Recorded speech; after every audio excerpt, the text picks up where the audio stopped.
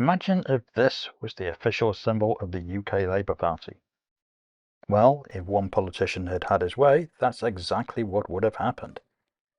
Welcome to Desperate Living, Cultural Chaos and Forgotten Stories. Among the more curious items in the Desperate Living library is a 1918 edition of H.P. Blavatsky's Theosophical Glossary, which was first published in 1892. Blavatsky, an omnipresent figure in the worlds of 20th century neo-religion, cult and occultism, magic and science, not to mention conspiracy theory, is someone who's far too complex a tale for us to go into here, though both she and Theosophy certainly warrant a further examination in the future. When I bought this book from a Bloomsbury bookshop in the early 1990s, I had little knowledge of the subject and was attracted by the arcane symbols on the cover, and more so by the fact that it had been heavily annotated by what looks to be at least 3 different people over a period of decades up to 1969, with assorted news clippings and typed editions inserted throughout. Clearly this was a much-used reference volume for a number of people before it slipped into my possession. As such, it manages to be more than it otherwise might have been, even though the glossary of occult, religious and philosophical ideas is in itself fascinating enough.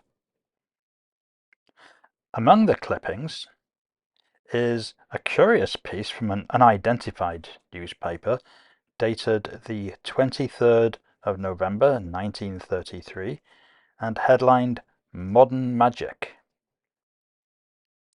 It's a strange bit of comical political trivia that, if taken up, might well have changed the way we see the modern labour movement.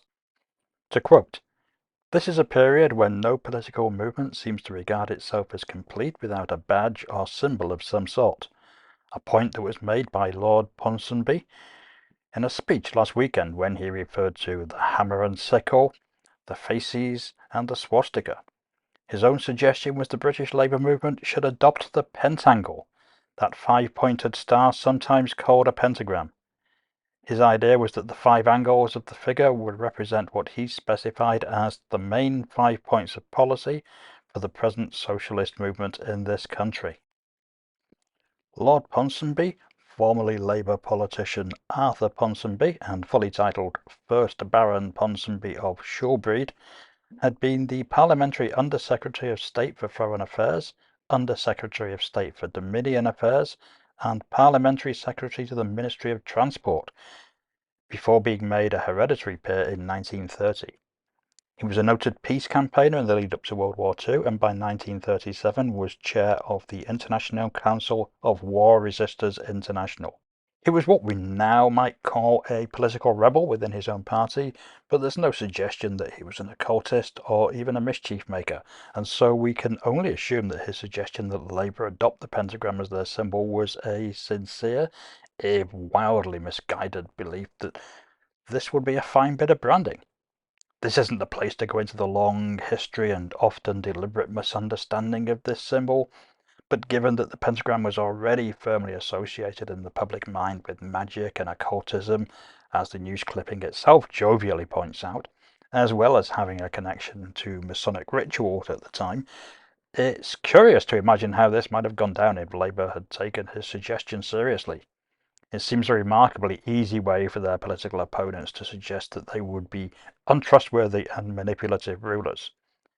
With the current right-wing obsession with Satanism lurking around every corner, a left-wing political party using such a symbol would probably just confirm the worst fears of the lunatic fringe of Christian conspiracy theorists everywhere.